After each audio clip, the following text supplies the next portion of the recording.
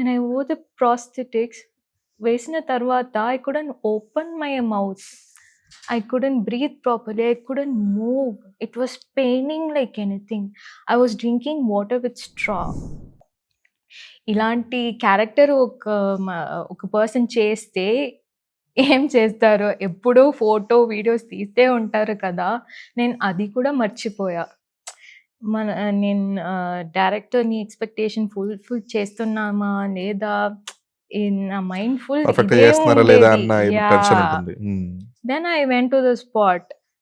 I went to the spot and I was lying inside the box. I couldn't move much. I couldn't open my eyes also. I closed my eyes and I was inside the box. Then Adi sir వచ్చారు. వచ్చి ఇది ఒక property అని అనుకోని he was reading the scenes. Then I was like, Adi sir వచ్చారు. Then I opened my eyes and said, "Hello sir." He got frightened. ఏంటది? ఓహ్! ఇది ఒక యాక్టరా?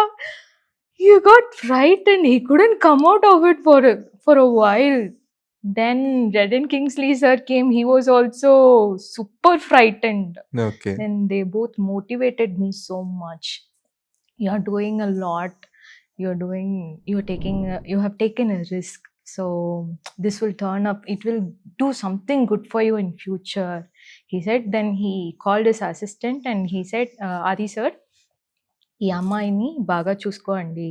ఆ అమ్మాయికి ఏదైనా కావాలంటే మీరు చేయండి అని చెప్పేసి వెళ్ళిపోయారు. It was so sweet of him, very nice of him.